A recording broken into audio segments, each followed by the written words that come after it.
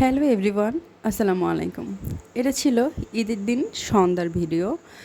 মাংস নিয়ে এসে সেই কামলা দিয়ে তারপরে মাংস গুছিয়ে মাংস রান্না করে মেয়ের জন্য বিরিয়ানি টিরিয়ানি রান্না করে তারপরে আশির বাবার সাথে একটু ঘুরতে বের হয়েছিলাম। শরীরে একটা মিনিট ইচ্ছা করতেছিল না যে আমি একটু ঘুরতে বের হই, বাট আশিয়ার বাবার ধারণে মনটা খারাপ হয়ে যাবে আর শরীরটা এত বেশি টায়ার্ড, হাত পা খুব ব্যথা করছিল। কারণ ঈদের আগের দিন রাতে আমি 3টা সাড়ে 3টার সময় বিছানায় গিয়েছি, তারপরে ঘুমাতে ঘুমাতে যতক্ষণ, তারপরে আবার 6টায় উঠে সেই কোরবানির ওখানে গিয়েছি। খুব টায়ার্ড ছিল শরীর। আর মেয়েটা তো ঘুরতে অনেক বেশি পছন্দ করে মাশাল্লাহ। সো এটা আমাদের বাসার পিছনেই একদম একটা মাঠ আছে, সে মাঠে জাস্ট এরকম নর্মাল একটা দোলনা আর নাগরদোলা নিয়ে বসেছে।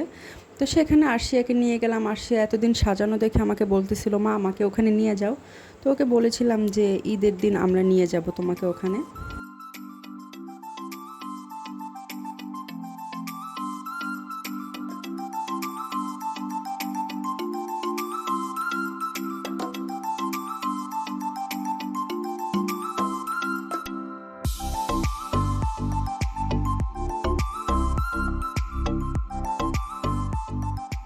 আর বাইক নিয়ে একটু সামনে আগাতে পিছনে আরও একটা মাঠ আছে বড়, সেই মাঠে দেখি যে মেলা হচ্ছে। এখানে আমরা জানি না টোটালে আদৌ মেলা হচ্ছে বা হবে।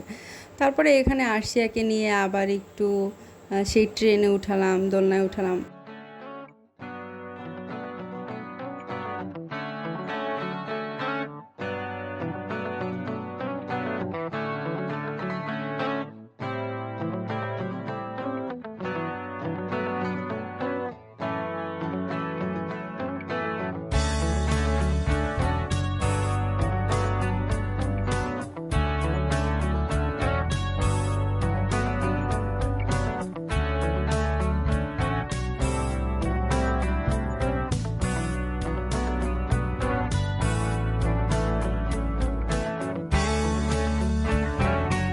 অ্যান্ড দেন মেলায় ঘুরে তারপরে গিয়েছিলাম একটু চা খেতে যাব, কারণ শরীরটা আর চলছে না, মানে চলছেই না। তারপরে গিয়েছিলাম একটা জায়গায় চা খেতে, বাট ওখানে গিয়ে চার চেহারা দেখে আমি তো বলছি এখানে আমি চা খাবোই না। একদম সাদা পানির মতো দুধ চা। তো এইখানে কতক্ষণ বাতাসের ভিতরে দোলনা খেয়ে তারপরে গিয়েছিলাম অন্য জায়গায় চা খেতে।